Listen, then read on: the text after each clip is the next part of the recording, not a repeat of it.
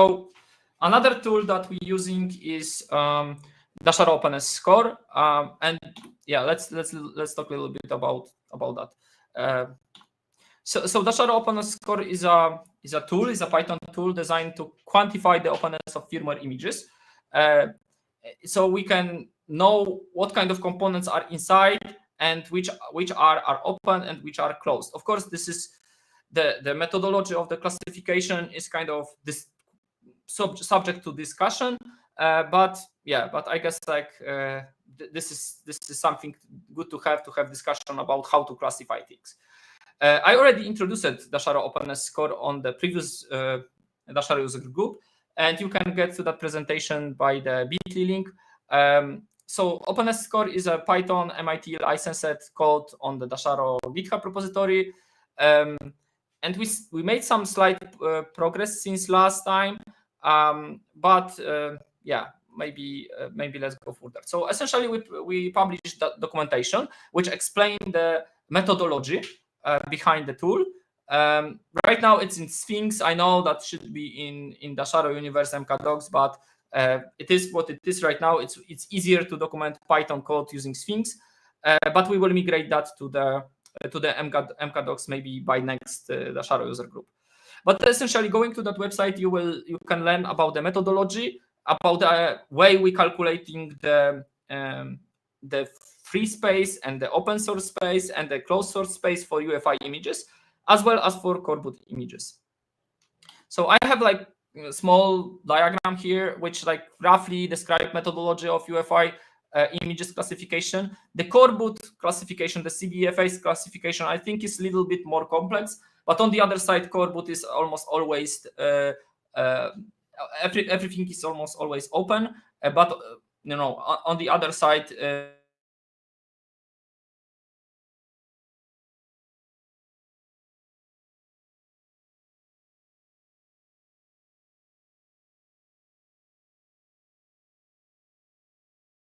Of the spy flash, to be honest, because it's not only BIOS inside, and we treat that with the Openness Score script.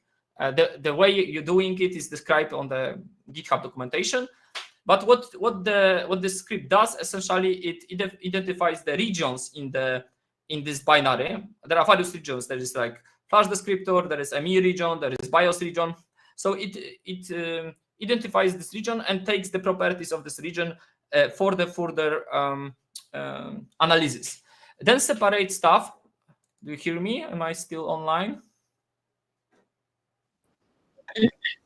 Yeah, we just lost a few sentences between somewhere like on the other side, and then just when you switched over to the methodology UEFI page, screen, whatever.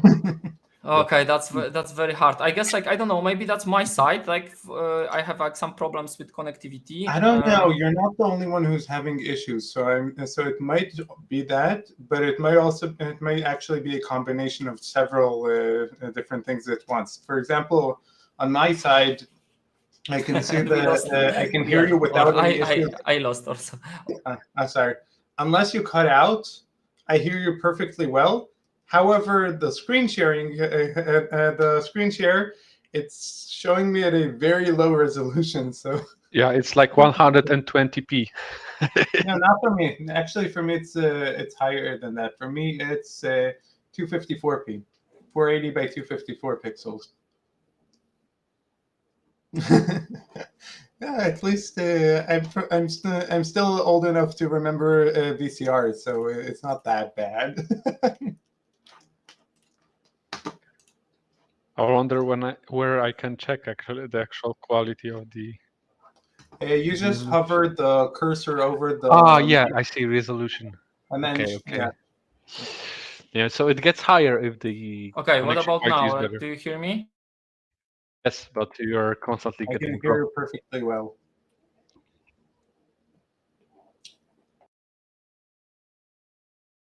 And probably dropped again. Oh my goodness. Mm-hmm. Okay, I've opened the. Okay. Mm-hmm.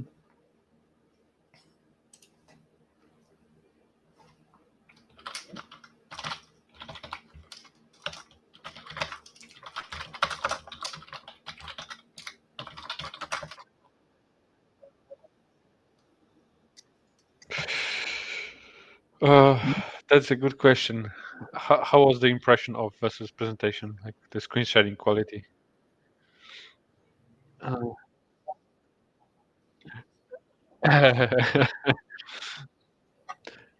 right, uh, I may share the presentation from my side as well. Let me clone the repository quickly. I'm looking at the GitHub page. Yeah. Having two screens is very helpful here, especially when the main screen is 5x4. So and Hecko on the right side, Firefox on the left side. Second screen is the Firefox page with the Jitsi open. Didn't put anything unusual there. Okay, so I already forgot where we finished, but yeah, just to quickly summarize how we classify the components of an UEFI image. We just divide it into very simple categories, into empty space, pure data with executable code, or into closed source code. So basically, we take like every possible file in the BIOS region, check what the type of given file is, and put into a basket of empty data or closed source categories. Then we just sum up all those files in each category and present it in a more user-friendly way, typically some pie chart or just the most important numbers. So the most important, I think, is the closed source to open source ratio, or the closed source and open source ratio to the total image size and stuff like that. As Piotr mentioned, the core boot images and CVFS classification is slightly more complex because we have many more types of files in there. There are many exceptions. You can, of course, check out the code, and I have listed a bunch of them. So yeah, it is not so straightforward as for UFI. So the very early openness scores were provided for the very first releases for Nova Custom and V4X laptops, and they were presented as follows. So basically, of course, the proprietary firmware delivered by Insight is like almost 0% open source in it, and with Dasharo, we're able to liberate 43% of that. Of course, this is like in comparison to the whole Flash. If you compare only the open and closed code, then this percentage rises a little bit. But this is just depending to what you refer to. So basically, as you can see, the open source firmware is able to liberate like around 40 to 60% of the most modern platform firmware. For older generations, of course, it is like even better statistics for the advantage of open source. I have also provided some sample reports on the Openess score repository, which you can check out. And yeah, it also can be like very different if you use verified boot and you have multiple copies of the firmware. This also influences how much open source there is in general. And of course, we are also planning to provide Openess core reports for all the Nova Custom future releases, starting from Tiger Lake v.5.0 and Alder Lake v.1.7.0.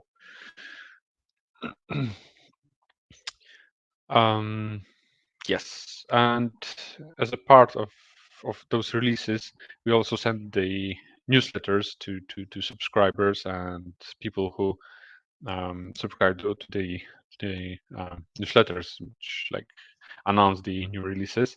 We will have a special section that will inform what Openness Score is in a very brief manner, and we will also be redirected to the page where the actual report is stored. It will be typically the docs.dasharo.com page. And yes, as you can see, you can already check out some very early reports on docs.dasharo.com. It is placed in the supported hardware section, and for each variant you can find, there should be an Openess score position in the list of contents. All right, and this is example pie charts, how the statistics looks like. For example, for those Nova custom laptops, we have tried to provide multiple views of the openness, considering code only or various other point of views, like without ME and descriptor or with ME and descriptor. So basically BIOS code only and full image as well.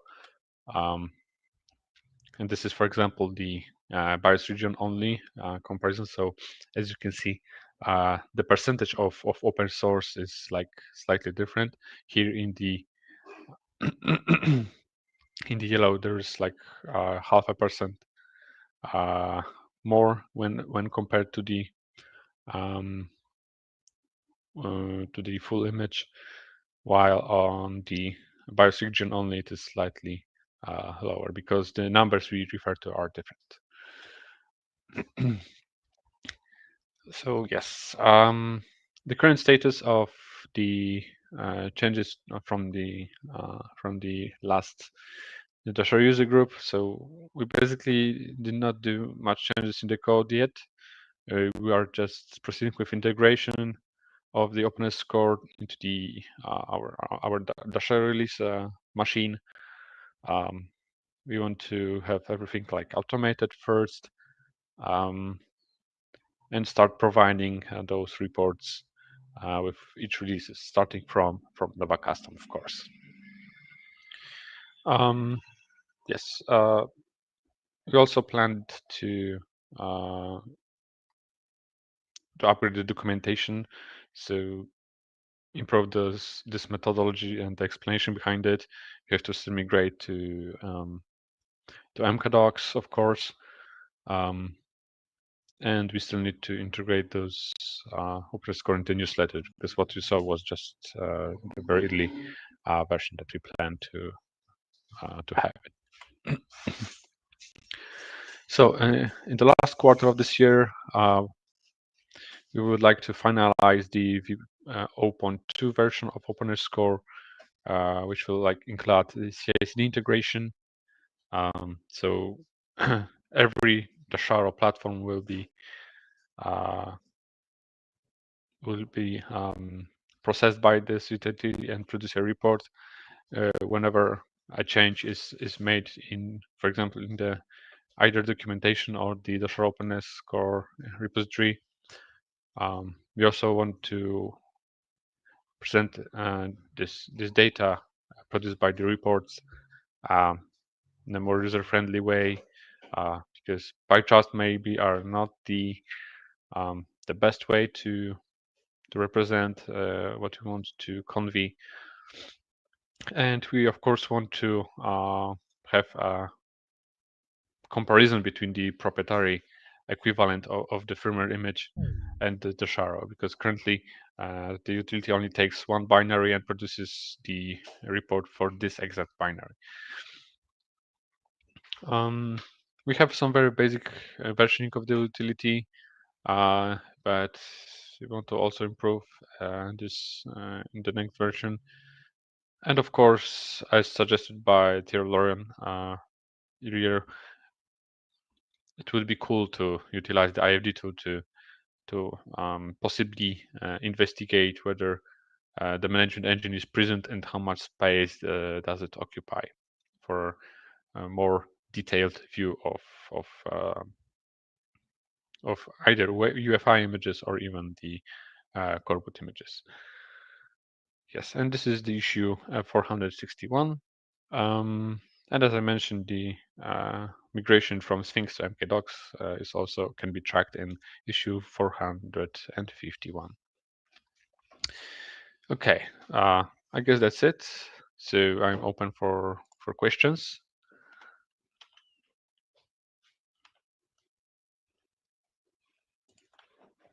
Are there any questions? There's a question in the chat right now. Okay, thank you. For all the used binary bus, is there an explanation available of why it is there and for what it is responsible? That's a good question. Our utility is quite dumb, to be honest. It just lists all the files that are there without digging into what is its responsibility. It only looks at the type of the file and its most probable designation. So whether it is code, data, or of course closed source or open source, and that's it. Because when it comes to responsibility of given piece of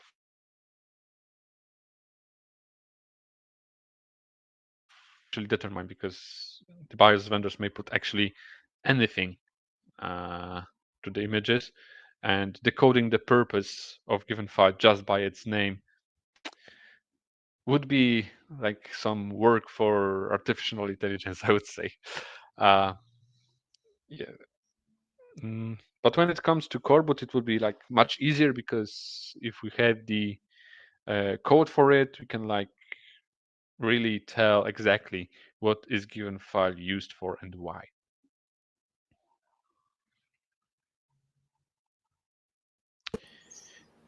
Dzięki, Michał. I have a question regarding the versioning. Yep. This is a bit of a stretch, but does Intel I don't know, it could be completely even if it does, it could be very rare, but is there an instance that Intel has made custom binary versions for specific vendors? Binary versions for specific vendors.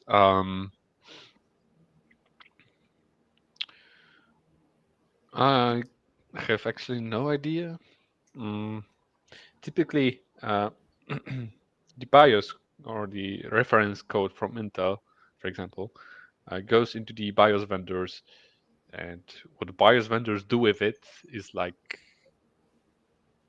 it's like open book. You can basically do anything with it. Some distributions of this code, like for example, MSI has its own framework. Probably Gigabyte has its own framework for their own features, and probably they modify the reference code to its needs. But it is not a rule that every Intel platform out there does have the reference code modified. Yeah, so I also understood that Apple decided to completely bypass it at certain times. I've recently been in a non-destructive way while taking care of issues on a friend's old iMac. It's a Core 2 Duo era iMac. From researching regarding memory compatibility with the DDR8 800 megatransfers, it sounded like regarding CPU compatibility that Apple decided to just completely bypass Intel's usual system. Just they got it from they must have gotten from Intel a special version of the chipset that had some of the locking features disabled by default, and they just manually set things up.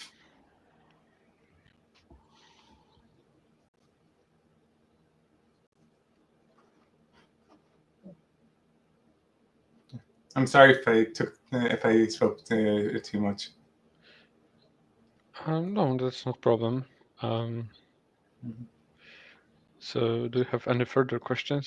Because if there was one, I think I missed it during the essay. The whole point of my question regarding the custom versions is that should there be such a thing, would it be a good idea to explicitly mark that it is a custom version? That was the whole point of the question. Would there be a point? I don't know if there is any obligation to state so by anybody, actually. That's one thing. And second thing, if we modify something in the reference code, we try to be as detailed as possible, at least with Dasharo. Like we have been modifying some FSP for platforms like Gaming Lake and Braswell for Protectly. Because we had no other way around it because it was buggy, and either the platforms didn't boot for us because some things were hard coded and not not opted in and out, so it caused problems for us. And secondly,